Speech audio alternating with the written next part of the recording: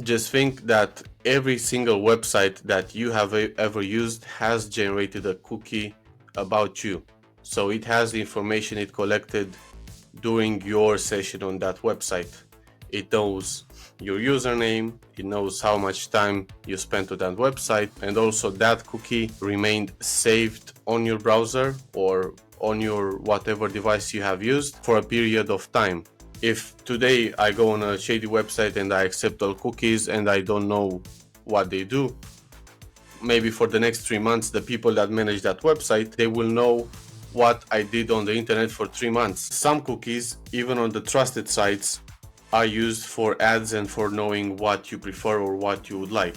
In case of ads, that is not necessarily bad. That only depends if you think it's bad. If you wouldn't like big companies or people that run websites to have information about what you like, it depends on you. But hackers don't use the ad information against you. Hackers use the information on whatever website you have searched for, whatever account you have used on that website, because it also saves accounts, it saves passwords. Basically, hackers use cookies to access your accounts because your accounts are saved in the cookie. Now, it is very difficult to steal a cookie and decrypt it and find out what it means and how to get that account, but it still happens, and some hackers do this when you connect to a public Wi-Fi network and they act as a man in the middle. So they are in between you and the network, and they collect the data that goes to the network. This can also be done with malware. So whenever you accidentally download or run a malware, a virus or any sort, that malware might be able to collect information from your browser. That means your cookies or your cache. The third way is by making a redirecting link toward the website. Someone may send you a link to open Instagram, but that is not an Instagram link. That link gets you to some place that gets your cookies and then redirects you to Instagram. Many websites, trusted websites, have two-factor authentication. They detect your location, they detect many stuff and say, hey, that's not okay, you are not him. So they protect you against it, but there's many sites that don't, and there's many hackers that find ways to bypass those protections. So theoretically, they can get into your account. If you have a social media account, work account with important files, whatever account you'd really want no one to enter any of your accounts. Any platform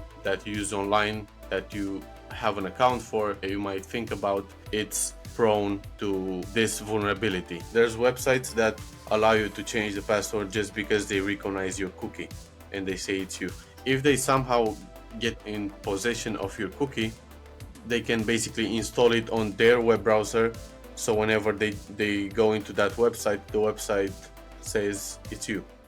There's many security precautions most trusted websites make or do about this. It's easier for them to steal any of your accounts on shady websites or something that's not very secure, but any big platform you might think of, they have security measures against this. In corporations, the IT blocks most websites or many websites that the user can access. I mean, because of many reasons, but this is one of them. It is very dangerous to steal your work laptop cookies and get your work accounts. That's how a company-wide malware can spread, or ransomware or whatever. It depends on what other permissions you have as a user in that company and what files or company resources you can access. But yeah, that can be very dangerous if every user would be able to save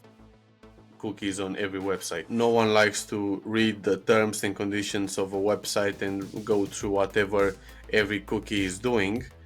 You don't want every website to know everything about you. You can just accept them on trusted websites, on work platforms that you use, on social media, maybe on trusted websites, or just make sure that maybe you just go once through them and read whatever they are doing and accept whatever you want. And besides that, it's okay to clear your cookies at least, let's say, every month, even though you'll have to log in again to 2, 3, 4 platforms that you use often.